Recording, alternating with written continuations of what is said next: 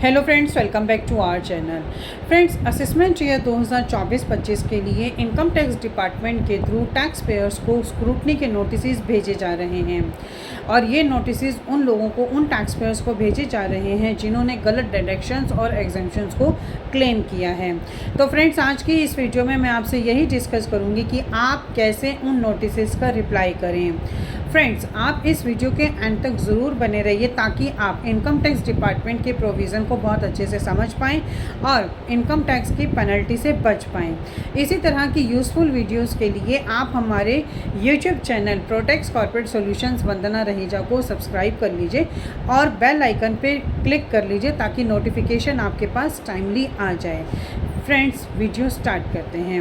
Friends, income tax department के through assessment year 2024-25 के लिए टैक्स पेयर्स को स्क्रूटनी के नोटिस भेजे जा रहे हैं। अगर आप भी उन टैक्स पेयर में से एक हैं तो आप घबराइए मत।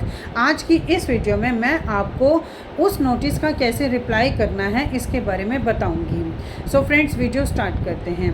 फ्रेंड्स, सबसे पहले आपको उस नोटिस को इनकम टैक्स की वेबसाइट पे जाके डाउनलोड करना है। इसके लिए आपको इनकम टैक्स के पोर्टल incometax.gov.in में जाना है, वहाँ पर लॉगिन करना है।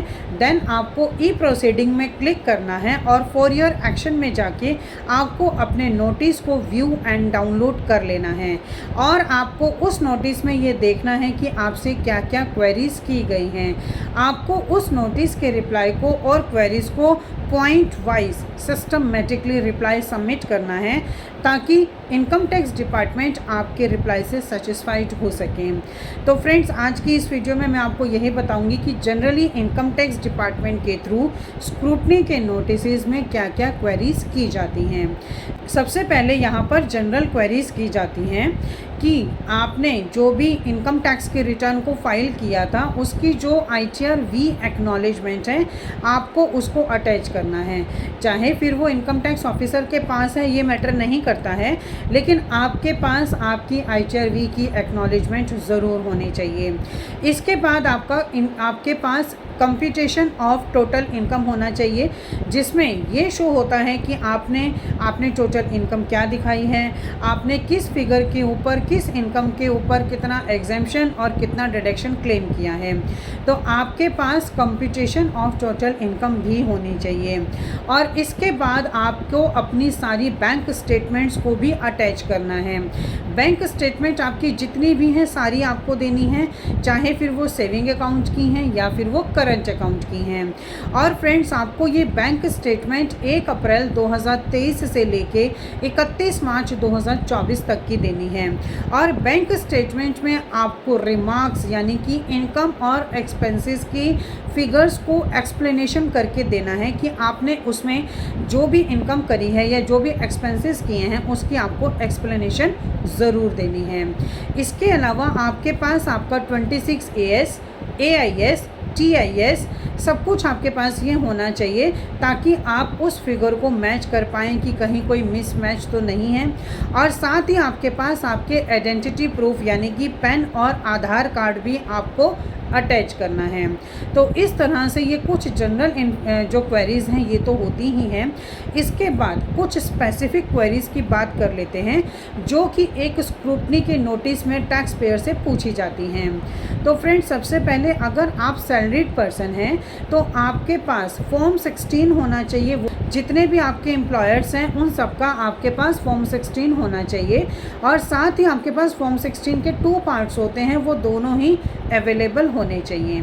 इसके अलावा अगर आपने HRA क्लेम किया है यानी कि अगर आप रेंट के घर पे रहते हैं तो आपके पास रेंट एग्रीमेंट की कॉपी होनी चाहिए कि आपने जो HRA क्लेम किया है वो किस बेसिस पे किया है। और अगर आपका कोई भी होम लोन चल रहा है तो उस केस में आपके पास आपके लोन सर्टिफिकेट्स होने चाहिए, लोन की स्टेटमेंट होनी चाहिए और बैंक में जो आप इंटरेस्ट पे कर रहे हैं उसका इंटरेस्ट का सर्टिफिकेट भी आपके पास होना चाहिए। अगर आप बिजनेस करते हैं तो आपको बिजनेस या प्रोफेशन से जो इनकम होती है आपको उसका सारा का सारा डिटेल आपको यहाँ पे देना है। आपको सारी बैंक स्टेटमेंट देनी है, आपको यहाँ पे अपनी बैलेंस शीट देनी है, आपको यहाँ पर अपनी प्रॉफिट एंड लॉस स्टेटमेंट देनी है और कंप्यूटेशन ऑफ टोटल इनकम तो देना ही है।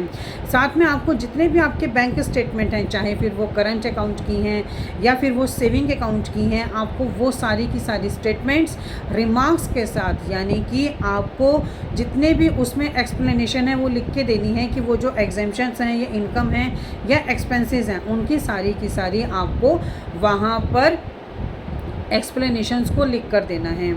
इसके साथ अगर आपके कोई भी सेल परचेज़ के बिल्स हैं आपको वो देने हैं, आपके एक्सपेंसेस के बिल्स हैं आपको वो देने हैं। अगर आपने कोई भी प्रोफेशनल फ़ीस पे की है तो उनके जो बिल्स हैं आपको वो भी यहाँ पर देने हैं। अगर आपका कोई भी लोन चल रहा है तो आपको यहाँ पे लोन स्टेटमेंट देनी है, और अगर आपका कोई भी लोन चल रहा है और उसका जो इंटरेस्ट का सर्टिफिकेट है वो भी आपको बैंक से लेकर देना है।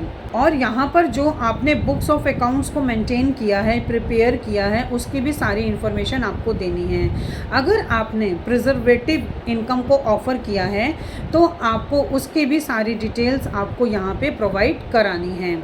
अब फ्रेंड्स, अगर आपके पास कोई भी कैपिटल गेन की इनकम है, कि अगर कैपिटल गेन में क्या क्या आता है, कैपिटल गेन में आपकी शेयर ट्रेडिंग आती है, आपके म्यूचुअल फंड्स आते हैं, और अगर आपने कोई भी प्रॉपर्टी को सेल या परचेज़ किया है उससे रिलेटेड सारी इन्फॉर्मेशन आती है।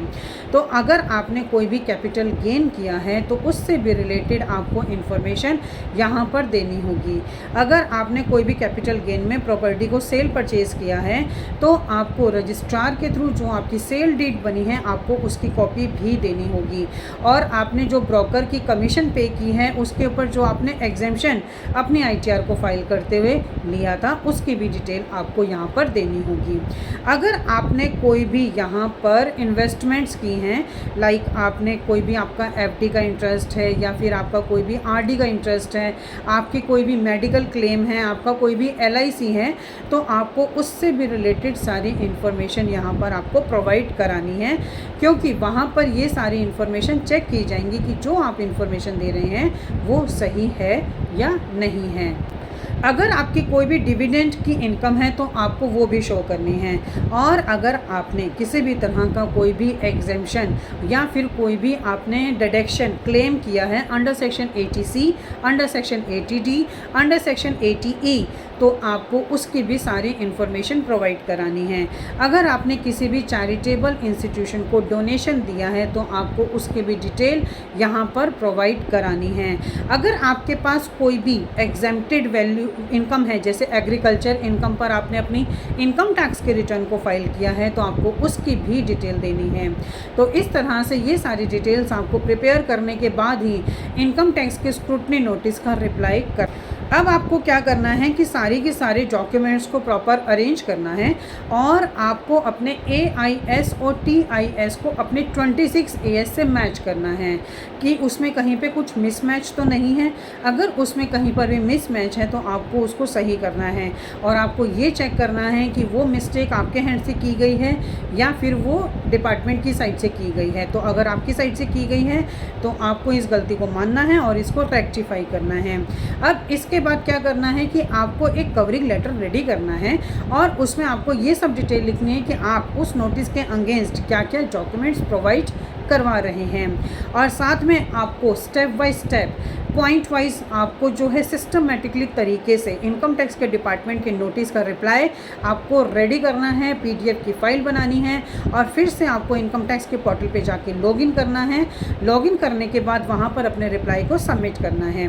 फ्रेंड्स, यहाँ पर आपके पास दो ऑप्शन होते हैं, या तो आप वहाँ पर पार्शल इनकम टैक्स के नोटिस के का रिप्लाई सबमिट कर सकते हैं, या फिर आप उसको फुल इनकम टैक्स के नोटिस का रिप्लाई सबमिट कर सकते हैं। जो लास्ट डेट आपको दी गई है इनकम टैक्स के नोटिस का रिप्लाई सबमिट करने के लिए, अगर तब तक आपके पास पूरे डॉक्यूमेंट्स अरेंज नहीं हो पाते हैं तो आपके पास ये ऑप्शन होता है कि आप पार्शियल इनकम टैक्स के नोटिस का रिप्लाई सबमिट कर सकते हैं, और वहाँ पर रिमार्क्स में अपने समरी, एक छोटी सी समरी बनाकर वहाँ पे लिख सकते हैं।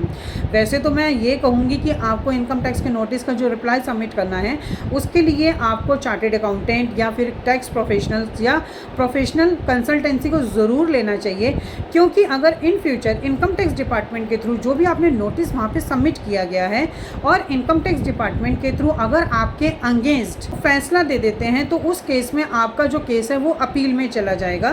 तो इसीलिए मैं आपको यही एडवाइस करूँगी कि इनकम टैक्स डिपार्टमेंट का जो स्क्रूटनी का नोटिस है आप चार्टेड अकाउंटेंट या किसी टैक्स प्रोफेशनल या फिर टैक्स कंसल्टेंट के थ्रू उनसे डिस्कस करने के बाद ही उस रिप्लाई को सबमिट करें।